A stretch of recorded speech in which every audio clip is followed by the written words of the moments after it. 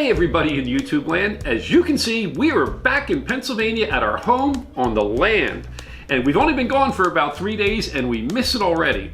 But in this episode, I'm going to show you everything you need to know to get your captain's license, and I'm going to show you the attempt that I made to get my own chickens. We just keep trying to exterminate and they just keep coming back, and that's the problem with living on land. One look in your eyes and I find it. When you leave in my mind I rewind it. When you got it this good, you don't fight it. Now, if you've been following our channel for the past 5 years, you probably know that I pilot a Hatteras 58 motor yacht up and down the East Coast in the Bahamas. Now, I do not have a captain's license, and I never have. When you own your own boat and you do not require passengers to pay to be on board, you are not required to have a captain's license. So why? Why go for a captain's license? Well, I can tell you it has nothing to do with me wanting to actually be a commercial captain. I have no intention of running charters or operating a ferry or anything like that. I'm not saying I might not someday, who knows, maybe 10 years from now, and maybe I need some extra money and I'll do charters out of Key West, who knows. But that's not why. I did it mainly for 2 reasons. First is knowledge. I knew that by taking this course, I was going to fill in a lot of little gaps in my knowledge base about being a captain. And I put about 20,000 miles on my boat, so I know a decent amount. Now, if you watch us back in the beginning, if you watch our earlier videos, you can see that we knew next to nothing. I mean, we never owned a boat in our life before. But over the last 5 years, you know, little by little, we get a little bit better, we learn a little bit more, and I know that this was the next step in really learning what I should know as a captain. Now, the second reason was just a little bit more personal. I'm turning 60 this year, and I thought it would be a good gift for myself, something to be proud of, you know, to get my U.S. Coast Guard certified license, and you know, so that's why I decided to attempt to take the test. Now, there are 2 main types of U.S. Coast Guard captain's licenses. One is the operator of an uninspected passenger vehicle that weighs less than 100 tons. It's usually referred to as the 6-pack license because it enables you to have up to 6 paying passengers on board. Now, the second type of license is called the master's license. And what that does is that enables you to operate inspected vehicles that have been certified by the Coast Guard, and it also enables you to have more than 6 passengers, so say being a ferry boat captain or doing larger charters. Now, there are various types of master's license. There's 25-ton, 50-ton, 100-ton, inland. Now, what I'm going to talk about today is strictly the 6-pack license. That's what I'm attempting to get, and that's what most people, owner-operators like me, get. As far as requirements, first, you have to be at least 18 years of age. You have to be a U.S. citizen or a resident alien. You need to pass a drug test. You need to get a physical exam. You must be recently certified in CPR and first aid. You also need to have a TWIC card, which is basically a background check from TSA. And you need to pass a U.S. Coast Guard approved captain's course. And finally, you will... How the hell did I get here? Q. Well, finally, the last thing you're going to need to do is prove to the U.S. Coast Guard that you have at least 360 days of boating experience, 90 days that must have been within the last 3 years. And as a day, they say 4 hours or longer on the water equals 1 day. Now, this was not an issue for me. As you know from watching the videos, for the past 5 years, I've been spending 3 or 4 months traveling every year on the boat. So I have twice the hours that I need. But for many boaters, it's very difficult to get. For instance, here in the Northeast, you might get maybe 30 good boating weekends a year. And if you take your boat out every single weekend, maybe every Sunday, you're going to get 30 days a year. That's going to take you about 12 years to get the required hours. And that is why you see that many captains are coming from either the Navy or they've had careers in the industry. They work as deckhands or something of that nature on boats. Anyway, that is a requirement that you must prove to them, and you can prove to them in several different ways. One is if you own your own boat, you can prove that you've owned the boat so many years and you document it yourself.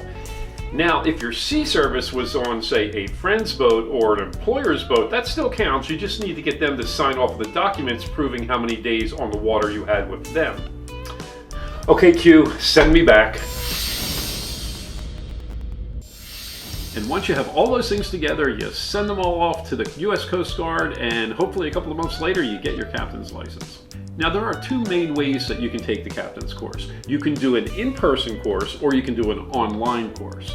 Now, the in-person course is probably the best way to go for most people. You have better interaction, you can ask questions, and the captain teaching the course has been through this, and he can kind of guide you along the way and make sure that you're prepared to take the course and pass it.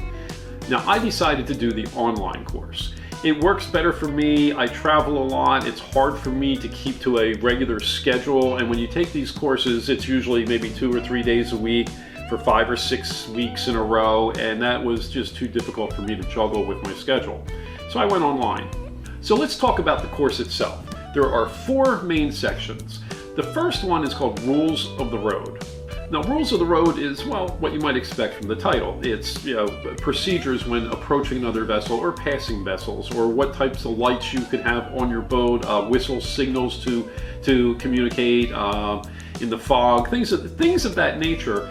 Now, it's one of the more difficult parts of the test, for me anyway, because there's a lot of memorization.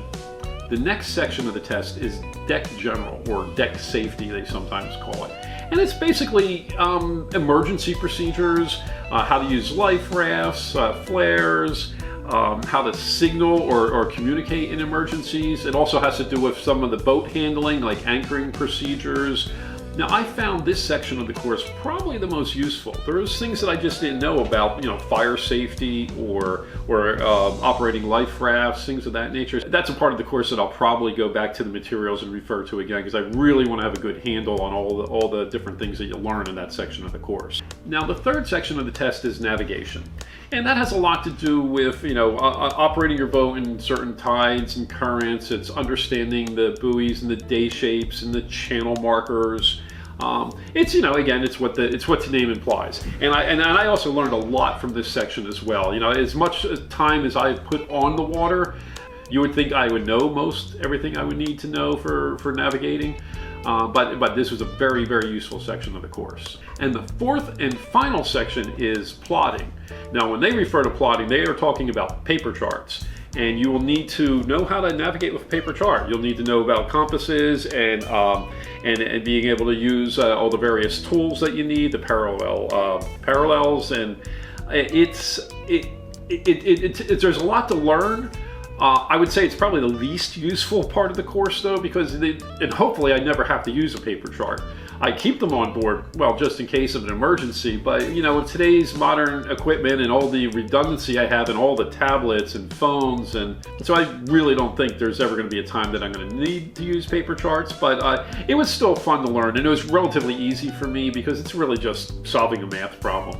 Okay, now the course that I chose was the Mariner's Learning System, which you can just Google that and you can download it online. You pay a fee. I think it was around $500, and you have the course for a year. You have a year to pass it. If you don't pass the course within a year, or if you don't complete the course within a year, you can up it for another year for $100, something like that. You can Google all that. I'm not a salesperson for Mariner's Learning System, but that is the system that I used. As far as time, I put in about 3 hours a day, 5 days a week, for about 5 weeks. So that was a schedule that worked well for me. So I guess that comes out to about 75 hours of study time. Now, if you look into the courses, they're going to tell you it's going to take a lot more than that, but I don't know. I found that they go pretty quick when you're scrolling through, and I guess it depends on how quickly you learn and how much time you can put into it. But for me, that worked out well. I did 3 hours a day, roughly 5 days a week, for 5 weeks, or about 75 hours. Now, after you pass the course, you have to take the official test. And you can take the test in person, or you can also take it online. Now, I chose to take it online again because it worked out well for me. And it's kind of interesting how they do it. I'm going to show some video of it, but you have to be in a room with no distractions. They want you to film the room so they can see there's no cheat sheets up on the wall. You can't be looking to the side. You have to sit in one place. It's interesting how they make you take the test, and it worked out well for me. I took one day I took the first section, And the second day I took 2 more sections, and then the following morning, I think it was, I took the final section of the test. So I spread it out over a couple of days, just because that's the time frame I have. And the tests don't take that long. It's several hundred questions altogether. And you could do it all at one shot if you wanted, but I figured it was a little bit easier for me to do it that way. Hey, babe, look who came in.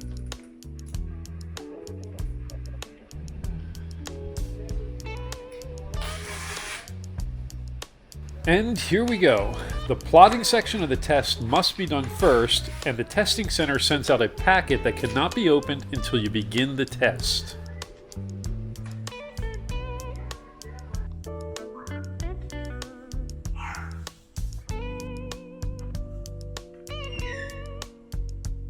Well, I just finished the online test for the chart plotting section of the captain's 6-pack license test, and I think it went well.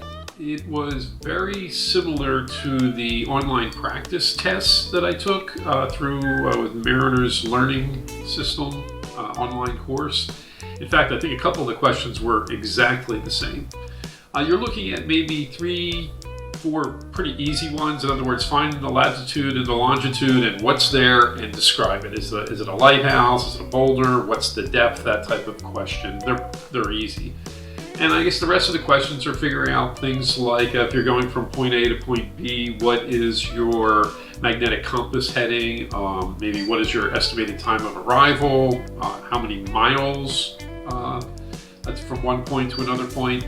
Just math problems, and generally I'm pretty good at math problems. So I think I did well. We'll see. They didn't give me the answers right away. I hope they would, but you're supposed to fold up the map, the chart that you're using, and put all your notes all in an envelope, seal it, and send it back to them for them to have it reviewed. And so I'm gonna have to wait about 4 or 5 days before I know whether I passed, but I'm feeling pretty good about it. Okay, well, I just finished taking the other 3 parts of the 4-part captain's exam. And well, I'm not sure. We'll see. I can give you my assessment of the test compared to, say, the online course that I took through Mariner's Learning. The plotting part was pretty straightforward, exactly what I expected, and I'm anticipating that I did fairly well on that. I hope I passed. The Navigation General, that one is the one I'm unsure of. Navigation General, which I thought I knew well, I took all the quizzes 6-7 times each until I got 100 on all of them. I took the module exams, but there were at least 15 questions on that exam that were not in my online learning course that I had never seen before. Several of them I couldn't even find the answer to when I went back into the material, so I don't think the material was provided. So I'm a little bit iffy on that one. The things I knew well, but 15 new questions. I'm hoping I got some of them right. We'll see.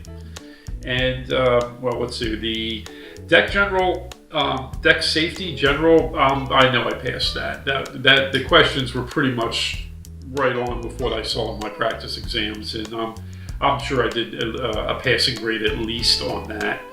And by passing grade, I should mention that on the chart plotting, you need to get at least a 90. The Navigation General, the Deck Safety, you only need a 70% to pass.